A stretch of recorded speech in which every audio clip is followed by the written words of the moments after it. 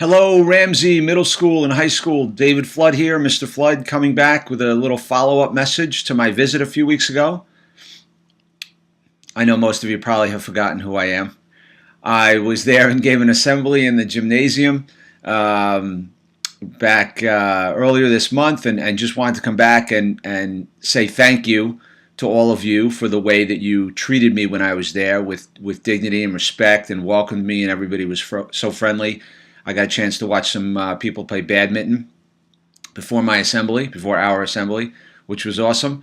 And so many of you came up. You guys, was so quiet and attentive during my talk, which I greatly appreciate because not all schools are like that.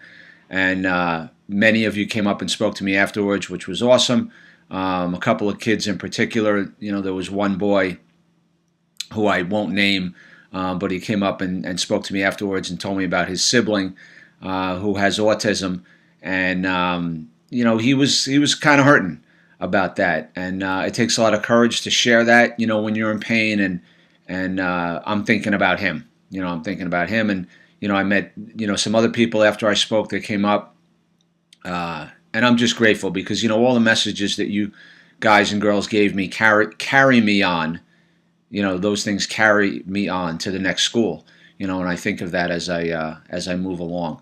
And I hope that I know some of you are struggling with grades and sports teams and things like that, and I hope that that has taken a turn for the better.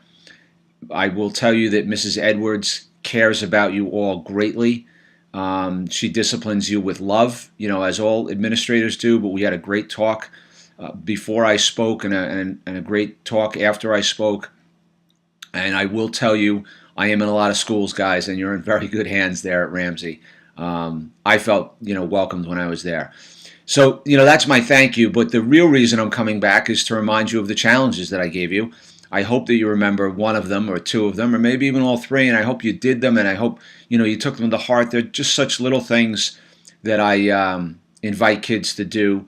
The first one being to look on the inside, don't judge anyone by the outside, give them the benefit of the doubt, and realize that they're just like you on the inside. We're all struggling. We all have good things that we're going through also, but we're all alike on the inside. So look on the inside. The second challenge I gave you, which is so important, whether you're in 6th, 7th, 8th grade, or high school, to connect with and have a go-to person, an adult, a trusted adult in your school that you can go to when you're jammed up with stuff, when you need to talk to someone, when you need a breather. And there is someone in your school for you that you can connect with, and realize that the adults, you guys have no idea. I'm sure I said this to you when I was there, but how much you help them also, how much you help us. Just like I said to you earlier, by you guys coming up and saying thank you to me and sharing personal stories with me, that helps me.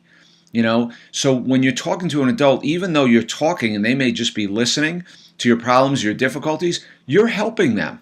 That's a form of helping too, because you're showing trust in them and they appreciate that and they get gratitude from that. And it enables them to open up to you also. And the third challenge I gave you, and again, I don't know the dynamic in your cafeteria, but no one should have to eat alone. And if you can't I challenged some girls in a middle school in Virginia to sit with someone new, sit with someone in their someone different in their class every day for the rest of. I gave them 2 months. There's only 80. You have a small school too, class size. But if you're in 6th grade, make a point of sitting with every 6th grader before the end of the year. I don't think that that's too hard. And if you're a 7th grader, make a point of sitting with the other. I think there's 50, right, in each of your classes or something like that. Make a point of sitting with someone different every day. Make sure I sat with him, sat with her, sat with him, sat with her, sat with him. Make a point of doing that if you really want to take the challenge to another level.